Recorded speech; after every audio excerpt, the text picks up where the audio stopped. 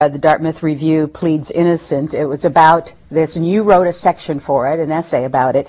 And you talk a little bit about the process or the style in which your group went about trying to change minds. I want to just read this to you and get your reaction.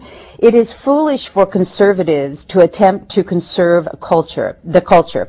Rather, he must seek to undermine it, to thwart it, to destroy it at root level. This means that the conservative must stop being conservative. More precisely, he must be philosophically conservative, but temperamentally radical.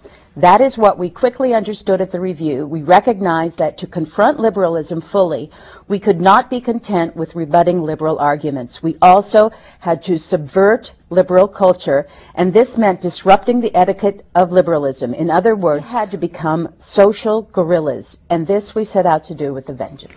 Right. So here's what I mean by this, that, you know, if normally a conservative is a go-along, get-along guy, the conservative conserves. But I raise this dilemma. What if you are a conservative in a liberal society? I don't mean liberal America, but I mean the liberal campus. Then you can't conserve, because if you conserve, you're going to end up conserving liberalism.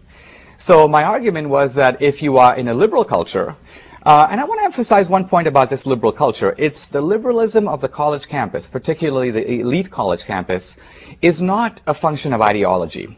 When you're a freshman at Dartmouth, you want nothing more than to learn what does it mean to be an educated Dartmouth man or woman. You go to a faculty cocktail party, and so you start talking, let's say, about the communist plot in Nicaragua. The point is, it's not that your professor looks at you and counters you with evidence or arguments. He simply looks askance at you as if to say, you know, are you from Iowa? In other words, he gives you the idea that you're not wrong, you're rude. My point is that enlightenment on the college campus is sort of mixed in with ideological liberalism. It's almost as though in order to be educated or enlightened, you have to move to the left. And many students sort of pick this up almost by osmosis. They begin to identify liberalism with sophistication. That's why to this day, if I go to the college campus, you'll find, you know, 19-year-olds draw themselves to full height. Mr. D'Souza, may I inform you? Mr. D'Souza, you know, has it occurred to you? And so on. This confidence comes from their professors who say this is enlightenment. So my point is the conservative is in a dilemma. You have these built-in liberal assumptions that are not just in the classroom, but they're built into the etiquette of liberalism. So my point is you have to change strategy here. You should be philosophically conservative, but ultimately you have to sort of needle and in a Socratic way, in an intellectual way, deconstruct, if I can use that term, the assumptions of liberalism on the campus. And so that we set to do at Dartmouth in a way that I'm still doing in my lectures on the college campus. And did you do it with your new book?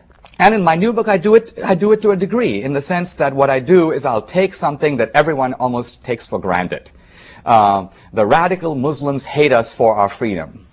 And then I look at the literature of radical Islam and I say, wait a minute, you won't find very many condemnations of freedom in the literature of the Muslim thinkers. What they condemn is the way that we have used our freedom, and moreover they argue that we are taking a set of values, which actually turn out to be liberal values, left-wing values, and that we are imposing those values of secularism, of feminism, values of sort of civil freedom, and we are projecting those values onto the Muslim world. So part of my book is just describing the way in which our understanding of Islam and of the radical Muslims differs from the way that they see it over there. So I'm taking the lens out of the camera, I'm looking at America through Muslim eyes, and here's the irony. In a sense, what I'm doing in this new book, The Enemy at Home, is multiculturalism. But it's authentic multiculturalism. It's challenging ethnocentric assumptions about Islam and trying to see it from the other side,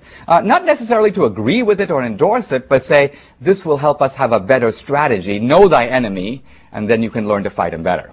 And is it some have said it's a stretch to then say that the left is responsible for 9/11. That from what you just said, to say that the left is responsible for 9/11 is a stretch. Well, it is a stretch if it is put entirely in that way, in a narrow sense. But I think you need to lay the groundwork for it. Because when I say the left is responsible for 9/11, I certainly don't mean that Hillary Clinton bombed the World Trade Center. What I really mean is that the left put radical Islam in a position where it was able to control a major state, which is Iran, and then later, liberal foreign policy in the Clinton years emboldened these radical Muslims to strike us as they did on 9/11.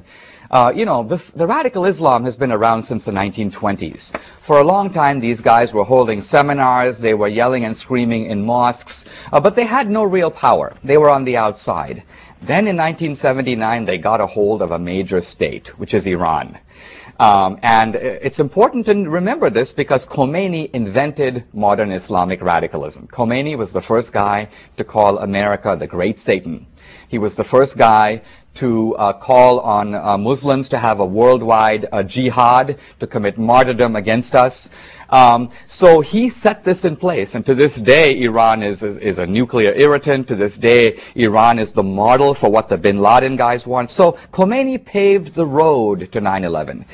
And a question that we've sort of forgotten in our sort of historical myopia is, how did we get Khomeini? Remember, in the 1970s, America was allied with the Shah of Iran, who was a pro-American ruler.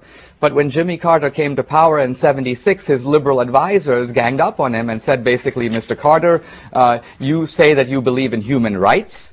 Human rights was the centerpiece of your campaign. And here we are, America, we support the Shah. The Shah is a dictator. He has Savak, the secret police. So let us pull the Persian rug out from under him.